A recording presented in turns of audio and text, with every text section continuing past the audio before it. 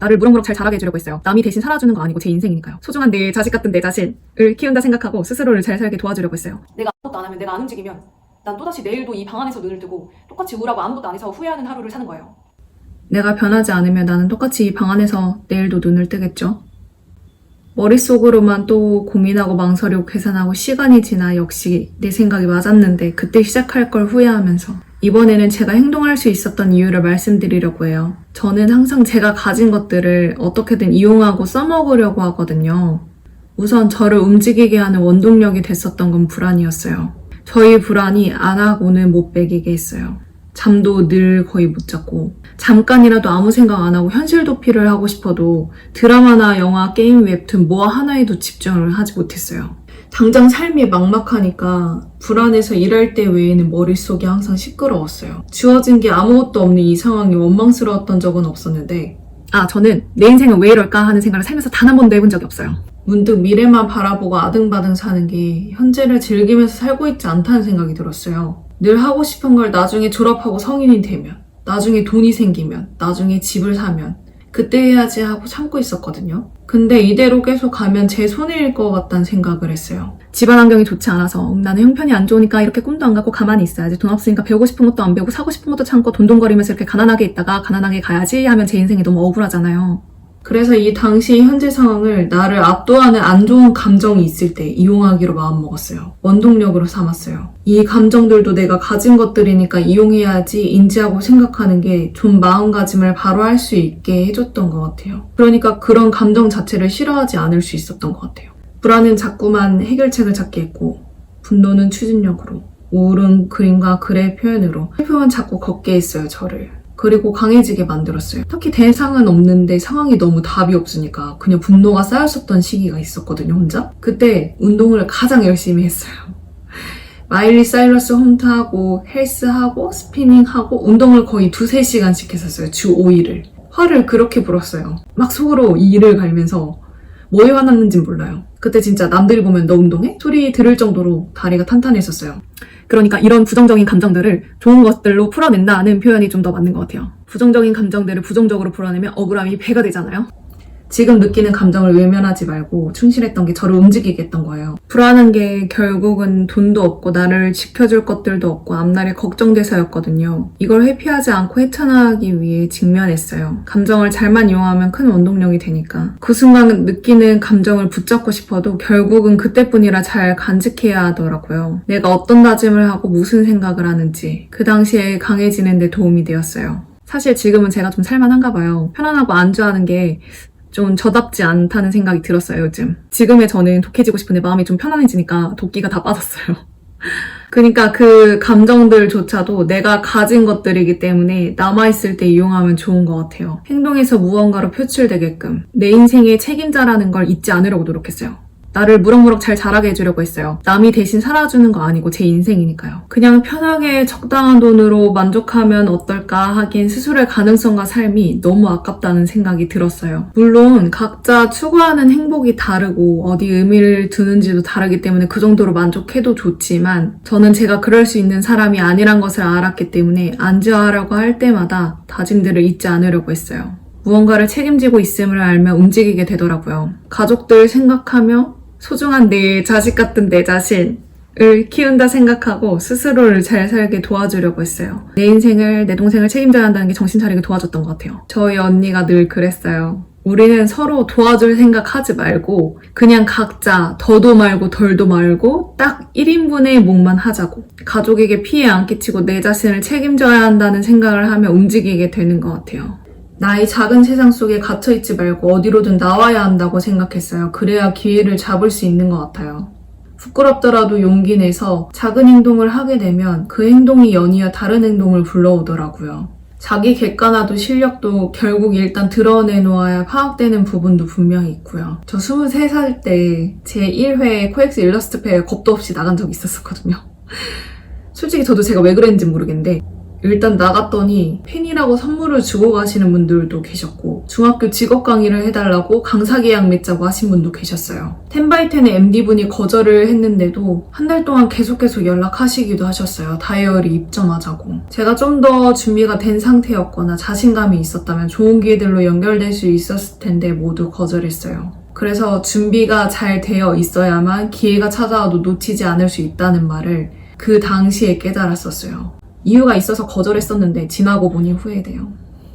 사실 준비를 해도 완벽해지는 때는 저에겐 안 올 것이기 때문에 준비를 꾸준히 하면서 부족하더라도 완벽해질 때까지 기다리지 말고 일단은 노출이 되는 게 좋은 것 같아요. 그리고 우연하게 기회가 왔을 때 마다하지 않아야 하는 것 같습니다. 주어진 기회에 책임감을 가지고 열심히 준비했고 노력했다는 가정하에 어릴 때 많이 실수하고 연습해놓아야 나중에 또 기회가 찾아왔을 때 앞에 나가서 더 멋지게 할 수 있는 건데 전 그러지 못했습니다. 저는 배우고 싶은 것들이 있으면 그 속으로 들어갔어요. 들어갈 수 없으면 근처에라도 갔어요. 그걸 엿볼 수 있는 환경이라도. 지원 조건이 서비스 직종 외에는 대부분 대졸이거든요. 최소 2년제 이상. 근데 그래도 무조건 열심히 할 자신이 있으면 저는 일단 다 지원했어요. 경력과 학벌이 부족한 만큼 회사의 발전을 위해서 스스로 알아서 할 자신이 있었어요. 마케팅을 배우고 싶은데 이력서도 포트폴리오도 그쪽으로는 뭘 준비해야 될지 찾아도 정보가 안 나오고 모르겠어서 마케터 말고 마케팅 회사의 디자이너로 취직을 했어요. 일단 사실 디자인이랄 것도 없었어서 제일 빨리 끝내면 감사하게도 포스팅 일도 한 번씩 시켜주시더라고요. 저는 그래서 이런 게 마케팅이구나 하고 엄청 얕게만 알았었던 것 같아요. 그 정도는 마케팅의 극히 일부였다는 것을 지금에서야 깨달았지만 그리고 열심히 하니까 2주 만에 160만 원에서 200만 원으로 수습을 3개월 만에 바로 끝내주시겠다고 하셨어요. 저는 수습도 일찍 끝낼 수 있다는 것을 그때 처음 알았어요. 당연히 중소기업이니까 가능했습니다. 아니 수습기간 단축하고 급여 바로 올린 적이 뭐 별거라고 중소기업인데 라고 생각하실 수도 있겠지만 나에게는 아무것도 아닌데 쟤한테는 대단한 거였구나. 나 정말 대단하다. 감사하네. 라던가 저런 것도 긍정적으로 생각할 수 있겠구나. 나도 무언가에 제한이 있더라도 가능성을 열어둬야겠다. 이왕이면 이렇게 생각해 주시면 감사하겠습니다. 그러니까 저는 할 줄 아는 것도 없고 가진 것도 아는 것도 없어서 저에 대한 기대치가 엄청 낮아서 이런 것도 특별하게 와닿더라고요. 마케팅으로 지원했었던 다른 곳에서는 제 자기소개서를 보고 그냥 저를 만나보고 싶었었대요. 만나뵈니까 마케팅 기획 쪽이 공부할 게 진짜 많은데 공부 자료를 주고 교육을 시켜주시겠다고 정말 힘들 거라고 열심히 할 자신 있냐고 여쭤보셨어요, 저한테. 작은 회사니까 가능했을 거고 다른 적당한 마케터들이 안 구해지니까 그랬던 걸 수도 있는데 그건 그거고 전 너무 감사했었어요. 여기저기 다 두들기면 그래도 기회는 얻을 수 있구나. 근데 안 갔어요. 그러니까 진짜 다 별거 아닌 것들인데도 제가 가진 능력과 실력에 비해서 이거를 일단 그대로 드러내 놓으니까 노출이 되고 나니까 더 기회들이 많이 들어왔었어요. 제가 가진 실력과 능력에 비해서 얻어지는 것들이 더 많았었어요. 되게 좋게 봐주시는 분들도 많이 계셨었고 응원해주시는 분들도 계셨고 그래서 저는 다시 남들한테 저를 드러내고 싶어서 지금은 유튜브를 시작했는데요. 사실 3년 전부터 너무 하고 싶어서 나름대로 계획도 짜놓고 했는데 절대 안 하더라고요, 제가. 준비물을 샀는데도 안 했고요. 얼른 해야 되는데 나도 저런 말 멋진 말 하고 싶은데 하다가 새로 생긴 유튜브 학원을 발견해서 제 머리채 잡고 끌고 왔어요. 근데도 못 하겠는 거예요. 거기서 숙제를 내줬는데도. PT 받고 왔더니 자신감이 생겨서 근데 곧 동생 퇴근 시간이어가지고 땀도 안 닦고 바로 시작했어요. 수업 시작 1시간 전에 부랴부랴 완성해서 보냈어요. 결과 하긴 했어요. 막상 올리고 나니까 덤덤하더라고요. 뭔가를 시작하고 싶은데 용기가 안 난다면 학원이든 단체톡방이든 모임이든 그렇게 할 수밖에 없는 환경 속으로 노출되고 들어가면 도움이 많이 되는 것 같아요. 일단 시작을 하고 나니까 다음 그림이 그려지고 다음 계획이 선명해지더라고요. 뭘 해야 될지. 이게 뭐 돈이 돼? 할 수도 있는데 이런 노출시키는 것들이 미끼 던지는 거라 생각하면 뭔가를 했을 때 했다는 것에 더 의미 부여해서 결과에 연연하지 않고 즐겁게 할 수 있는 것 같아요. 새해 되면 의지도 솟고 잘 살고 싶잖아요. 며칠 잠깐이지만 실행도 할 테고요. 그럼 그 새해를 자꾸 만들어요. 나만의 새 시작을 계속 찾는 거예요. 새 다이어리, 새 학원, 새 장소, 새로운 배움, 새로운 카페, 새로운 운동. 그래서 전 새로운 카페에 가는 걸 되게 좋아하고 커피와 디저트를 사 먹는 데 돈을 아끼지 않아요. 지금 좁은 집에서 나만의 이쁜 방을 가질 수는 없지만 카페에 가서 감각적인 공간을 즐기고 다이어리나 책 한 권에 맛있는 디저트와 커피면 정말 천국이에요. 저는 그냥 책 읽고 글을 쓴다는 핑계로 멀리까지 서울 나들이 가기도 해요. 소소한 여행을 일상 속에서 하는 것 같아요. 지금은 이 유튜브 시작한 게 새 출발이에요, 저한테. 저도 최소 1년 이상 계속 생각만 해왔던 것들을 이제 해볼게요. 제발. 이제 속도 좀 내보려고요. 유튜브 시작하는 게 되게 좋은 게 여기서 제 할 일을 선언하는 거예요. 보는 눈이 생긴 것 같아서 다시 더 열심히 살 의지가 생겼어요. 오랫동안 갈망한 것 치고는 성과는 없는 것 같긴 하거든요. 게다가 작년부터는 마음이 좀 편안해져서 여기에 안주하고 있더라고요. 겨우 이 정도에서. 강연해보고 싶다고 했는데 아직도 저는 뭐가 없어요. 그래서 그냥 여기서 혼자 말해보는 거예요. 유튜브에선 내가 되고 싶은 걸 되기가 좀 더 쉬운 것 같아요. 그 지나오는 과정을 전부 보여주는 사람은 거의 못 본 것 같아요.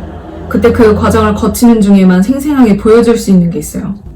옛날만큼 이제는 이 상황과 감정들에 공감할 수는 없지만 제가 지금 남아있는 감정들, 떠올릴 수 있는 감정들을 얼른 정리해서 기록해놔야겠다 생각했어요. 나의 발목을 잡고 있는 것이면 무엇이든 일단 멀리 있어요. 굉장히 이기적인 거 아는데 제 주변과 가진 것들을 챙기면서 제 삶의 욕심도 채우려다 보니까 도저히 답이 안 나오더라고요. 이기적이더라도 일단 나를 우선시하자. 그렇게 결심했었어요. 지금 결혼해서 가정이 있는 상태가 아니니까 자유로울 수 있을 때 자유롭게 살자 하고 저를 붙잡고 있는 건 다 내버려 두었어요. 골프장 캐디를 한 적도 있었는데요. 퇴근 시간이 똑같았던 동료들 차를 얻어 타고 출퇴근하기도 하고 시간대별로 출퇴근 셔틀버스가 있긴 하지만 어긋나면 막 1시간씩 기다려야 되거든요. 이게 맞추기가 힘들어요. 셔틀버스 있다고 해도 차 없으면 일단 이게 되게 불편한데 그래도 끝까지 차를 안 샀어요. 차 생기면 거기에 얽매일까봐.